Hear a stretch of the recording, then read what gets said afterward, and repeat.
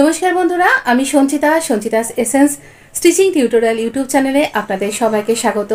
এই যে viral coat কলার, এই কুর্তি ডিজাইনটার আমি কোট কলারটা কি করে তৈরি করবেন সেটা আমি আপনাদের সাথে শেয়ার করেছিলাম।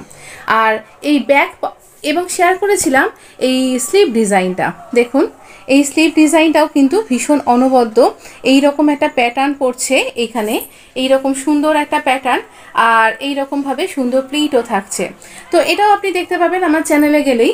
আর এখানে সেই সাথে আমি শেয়ার করব কি করে এই ব্যাক পার্টটাকে জুড়বেন। আর এটা একটা কিন্তু কলিদার আনারকলি। দেখুন, এখানে আমি কলিগুলোকে জয়েন্ট করেছি কি করে। এখানে এটার বন্ধ কলি, মানে আমার কাছে না খুব বেশি ফ্যাব্রিক ছিল না। যদি ফ্যাব্রিক আপনার কাছে কম থাকে তাহলে পরে আপনি কি করে সেই কম ফ্যাব্রিকে সুন্দর একটা আনারকলি কুর্তি তৈরি করতে পারেন, সেই ভিডিও কিন্তু আমি এখানে শেয়ার করেছি। কি হিসাব করে আপনি আপনার ওয়েস্টের মাপ নিয়ে কি করে আপনি তৈরি করবেন এই সুন্দর বন্ধকলি আনারকলি কুর্তি ডিজাইনটা, তার সম্পূর্ণ হিসাব কিন্তু আমি দিয়েছি। তাই অবশ্যই পুরো ভিডিওটা আপনি ওয়াচ করবেন, তাহলে অনেক কিছু শিখতে পারবেন। আর যদি আমার এই ভিডিওটা আপনার ভালো লেগে থাকে তাহলে অবশ্য করেই লাইক, শেয়ার, সাবস্ক্রাইব করে একটা সুন্দর কমেন্ট করে আমার পাশে থাকতে প্লিজ ভুলবেন না। Please support my channel. আপনাদের সহায়তায় আমি এত দূর এগিয়ে এসেছি। আশা করব বাকি দিনগুলো আপনি আমার সাথে থাকবেন। ধন্যবাদ। বন্ধকলি আনারকলি কুর্তির কি করে আপনি হিসাবটা করবেন চলুন আমরা সেটা আগে দেখে নেব। তার আগে দেখি আমার কাছে ফ্যাব্রিকটা কীরকম আছে। 3 মিটার ফ্যাব্রিক, এটা 35 ইঞ্চ ওয়েট। 35 ইঞ্চ ওয়েট হলে আমরা কি করে হিসাবটা করব।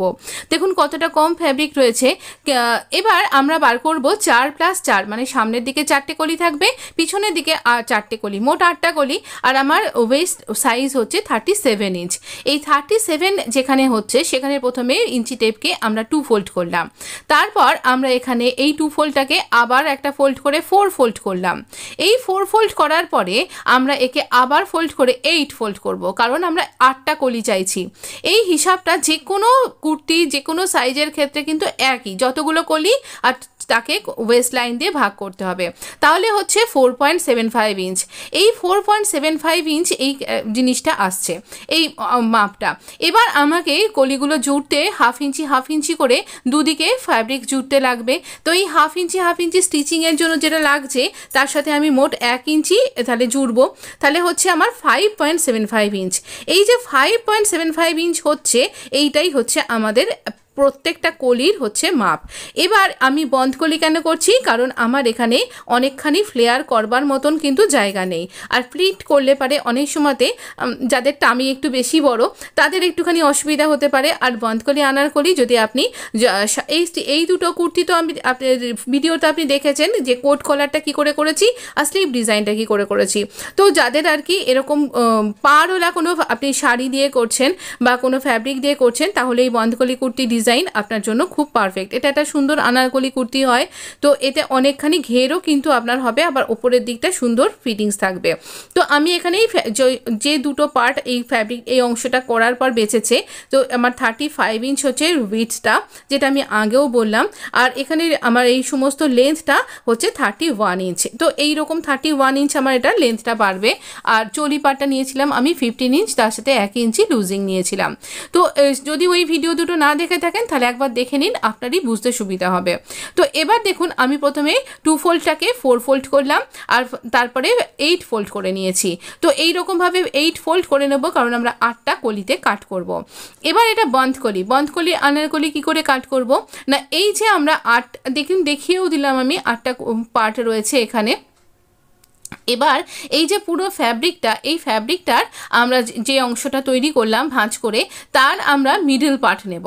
তো এখানে এই আমাদের 0.75 ইঞ্চের 5.75 ইঞ্চের যে মিডলটা সেটা আসছে 2.78 এরকম সামথিং। তো আমি সেটাকে গোটাগুটি 3 ইঞ্চি নিচ্ছি। তো এই যে ফ্যাব্রিকটাকে আপনার মিডল পার্ট আমরা বার করব। তো এই মিডলটা এরকম ইঞ্চি টেপকে ফোল্ড করে নেবেন, বা ফ্যাব্রিকটাকে ফোল্ড করতে পারেন, একই ব্যাপার। তো দুদিকে আমি 3 ইঞ্চি করে এখানে মার্ক করে নিচ্ছি। তো আপনি 2.78 এরকমও কিন্তু নিতে পারেন। তো এই রকম মাপ করে নিয়ে আমরা এরকম স্ল্যান্ট ওয়েতে যেভাবে আমি দেখাচ্ছি এঁকে, তো সেই রকমভাবে আমরা 17 ইঞ্চি পর্যন্ত লম্বা করব এই মাপটা। আর এখানে এই রকমভাবে স্ল্যান্ট ওয়েতে প্রথমে বেশি তারপরে কম হয়ে যাবে, এরকমভাবে আমরা এখানে দাগটা টেনে দেব। তো ভালো করে যদি বুঝতে না পেরে থাকেন অবশ্যই কমেন্ট করে করবেন, আমি যে কোনো শর্ট ভিডিও বা বড় ভিডিও যেভাবে হোক আবার আপনাকে বুঝিয়ে দেবো। তো এখানে দেখুন এইরকমভাবে আমরা দাগটা টেনে দিলাম। তো এইভাবে আমরা এখানে বন্ধ কলি উঠবো। এই পর্যন্ত আমাদের এই যেখানটা দাগ দিয়েছি এটা আমাদের কাট করে বাদ দিয়ে দিতে হবে। এতে করে আমাদের কুর্তির ফিটিংস হবে ভীষণ সুন্দর, আর কোথাও কিন্তু ফ্যাব্রিক কম পড়ে যাবে না। আর এই ওপর থেকে নিচ অবধি এই যে এরকমভাবে ব্যাপারটা নামছে, তার জন্য কুর্তির ফিটিংসটাও সুন্দর হবে। আর এই যে ফ্যাব্রিকগুলো আমি কেটে বাদ দিচ্ছি, একে ফেলে না দিয়ে আপনি কোথাও নেক ডিজাইন তৈরি করবার সময় বায়াস টিপ হিসাবে একে কাজে লাগাতে পারবেন যে কোনো নেকের ফিনিশিংয়ের ক্ষেত্রে। তো এইরকম টিপস আর ট্রিক্স কিন্তু আমি দিয়ে থাকি আপনাকে। তাই যদি এখনও চ্যানেলটা সাবস্ক্রাইব করে না থাকেন, সাবস্ক্রাইব করে নোটিফিকেশানটা অন করতে ভুলবেন না। তো দেখুন আমি এখানে এই খুলে দেখাচ্ছি কিভাবে আমাদের চারটে 8টা কলি তৈরি হয়েছে। এই রকমভাবে আমাদের কলিগুলো থাকছে, ওপরের দিকটা খোলা আর নিচের দিকটা কিন্তু বন্ধ, তাই একে বন্ধ কলি আনারকলি বলা হয়। 1 2 3 4 এইরকম একটা ফ্রন্ট পার্টে 4টে কলি থাকছে। আর এই ফ্রন্ট পার্টটাকে যখন সরিয়ে দেব তখন আবারও নিচের দিকে মানে ব্যাক পার্টেও এরকম 4টে কলি থাকছে, 5 6 7 8 এইরকমভাবে আমাদের কলিগুলো। আর এই কলিগুলো ওপর দিক থেকেই নিচ পর্যন্ত আমাদের স্টিচ করে নিতে হবে। তো কি করে স্টিচ করব চলুন একবার মেশিনে গিয়ে দেখিয়ে দিচ্ছি। তো যখনই আমরা কলি জয়েন্ট করব, আমি আগেও বলেছি সবসময়তেই ওপরের দিক থেকে নিচের দিকে জয়েন্ট করতে হয়, আর বন্ধ কলির করতে তো অবশ্যই তাই করতে হবে। তো এখানে দেখুন এইরকমভাবে আমরা দুটো মুখকে সমানভাবে ধরবো, দুটো খোলা দিককে দিয়ে এইরকমভাবে শুধু সোজা দিকও ভেতর দিকে আছে, এই যেমনভাবে আপনি সিম দেন ঠিক সেরকমভাবেই আমরা এখানে স্টিচ করব। একদম নিচ অবধি স্টিচ করব যতটা আমাদের এখানে খোলা রয়েছে, তার থেকে আর সামান্য 2 সুতো মতন আমরা এক্সট্রা স্টিচ করে নেব, কোথাও একটু টেরা বেঁকা যেন না হয়। এবার এখানে ছুঁচটাকে লক করে দিন, ডবল সেলাই করে দিন। এরপর এখান থেকে সুতোটাকে বার করব, সুতোটা কাট করে দেব আর স্টিচিং লাইনটাকে খুলে নেব। যে কোনো একটা দিকে স্টিচিং পোর্শনটাকে সরিয়ে দিয়ে আমরা এখানটাতে এই পয়েন্টের সেলাই দেব। এতে করে আপনার কলিটা সুন্দরভাবে বসে যাবে আর ফিটিংসটা ভীষণ সুন্দর হবে। এইটা করতে ভুলবেন না। এবার আসছে সেই বড় সমস্যাটা, কি করে ব্যাক পার্টটা জুড়বো। অনেকেই আপনাকে ইন্টারনেট জুড়ে এই কলার কুর্তি দেখিয়ে দিয়েছে, কিন্তু ব্যাক পার্ট জোড়াটা কিন্তু দেখায়নি আর কাটিংটাও দেখায়নি, যেটা আপনি Sanchita sessions stitching tutorial YouTube চ্যানেলেই পেয়ে যাবেন। তাই এখনও সাবস্ক্রাইব না করলে শিগগিরই সাবস্ক্রাইব করে নিন। অনেক খুঁটিনাটি বিষয় আপনার সাথে খুব ডিটেলিংয়ের সাথে শেয়ার করা হয়, যারা বিগিনার্স তারাও কিন্তু বুঝতে পারবেন। আমরা ব্যাক পার্টটা কাট করে রেখেছিলাম, সেটাকে এর ওপর দিয়ে দুটো সোজা দিক মুখোমুখি রেখে জুড়ে দিলাম। এবার এই যে মিডল পার্টে মার্ক করে নিচ্ছি ব্যাক পার্টের মিডল, আর আমাদের এই কলারের এইখানে যে ফ্রন্ট পার্টের মিডলটা, এটা একটা হলটার নেক কুর্তি কী করে কাট করতে হয় আমি এখানে আপনার সাথে শেয়ার করেছি, তাও আবার কোট কলার কুর্তি কী করে কাট করতে হয়। তো এইখানটা আমরা জুড়বো, চলুন আমরা মেশিনে গিয়ে জুড়ে নিই। সেই সাথে আমরা না এই প্ল্যাকেটটাও বন্ধ করে দেবো। আপনি ইচ্ছা করলে এখানে বাটন হুক আই বা বাটন কাজ তৈরি করতে পারেন। একদম শোল্ডার থেকে আমরা এখানে 6.5 ইঞ্চি পর্যন্ত দাগ দিচ্ছি, দুদিকেই আমরা 6.5 ইঞ্চি করে দাগ দিয়ে দেবো। দুদিকে কেন দেব না, যদি টেরা বেঁকা হয়ে যায়, তাই জন্য একদম দুদিকে সমান পারফেক্ট মাপটা নিতে হবে। তো এইরকম আপনি যদি এর থেকে বড় গলা পরতে পছন্দ করেন 7.5 বা 8, যেমন আপনার হেডের সাইজ মাথাটা ঢোকার মতন জায়গা রাখতে হবে। তো দুদিকেই মার্ক করে নিয়েছি, এখানটা আমরা বন্ধ করে দেবো। একটা ফ্যাব্রিক নিয়েছি, এই যে সাইড থেকে যেগুলো বেরোলো সেই রকমই একটা ফ্যাব্রিক নিয়েছি, আর এটাকে বন্ধ করে দেবো। বন্ধ দিকটা ওপর দিকে থাকবে আর এইভাবে এটাকে ক্লোজ করে দেবো। সব কিছুই আমি মেশিনে গিয়ে আপনার সাথে শেয়ার করব, আর কি করে সবটাই আপনাকে বলবো। এখানটা আপাতত আমরা পিন দিয়ে আটকে নেব। এই যে এই অংশটা যেখানটা আমি এখন পিন দিয়ে আটকাচ্ছি, এটাকে না কোট কলারের লিপ পার্ট বলা হয়ে থাকে। আপনি গুগল মহারাজের সাহায্য নিতে পারেন, আমি কিন্তু ভুল বলছি না। তো এই রকমভাবে কোট কলার আপনি এছাড়াও হলটারনেক কোট কলার ছাড়াও কি করে আপনি কোট কলার তৈরি করবেন আমার আপকামিং ভিডিওতে আমি আপনার সাথে শেয়ার করব। ভীষণ ট্রেন্ডি, ভীষণ ফ্যাশনেবল একটা জিন্স পরুন বা লেগিংস পরুন বা আমার তৈরি যে সমস্ত আমি আপনাকে স্ট্রেট প্যান্টগুলো দেখিয়ে থাকি, তার সাথে এটা ভীষণ স্মার্ট একটা লুক দেয়। তো এবার আমরা এই ব্যাক পার্টটাকে জুড়ছি। তো দেখুন আমরা দুটো সোজা দিক ভেতর দিকে রেখেছি, যেভাবে আমরা শোল্ডারটা জয়েন্ট করি ঠিক সেই রকম হুবহু জয়েন্ট করব। শুধু আমরা এখানে এই যে নেকের যে পোর্শনটা রয়েছে শোল্ডারের সাথে, সেইটাও আমরা জুড়ে নেব। তো দেখুন আমরা একদম টান টান করে সমস্ত কিছুকে একসাথে করে ধরব। তো এখানে আমরা যে ফ্যাব্রিকের স্ট্রিপটা দিয়ে কলারটা তৈরি করেছিলাম সেই স্ট্রিপটাকেও এবং সেই সাথে আমাদের এই ফ্রন্ট পার্টের পোর্শন পোর্শনটা আর এই ব্যাক পার্ট তিনটেকে একসাথে আমরা এখানে স্টিচ করছি। সমানভাবে ধরেছি এবং অবশ্যই ডবল স্টিচ করবেন। পিকো করবার সুবিধা থাকলে পিকোও করে নিতে পারেন। যেহেতু আমার কটন ফ্যাব্রিক অতটা সুতো উঠে যাওয়ার ভয় নেই, সেই জন্য আমি আর এখানটা পিকো টিকো করিনি।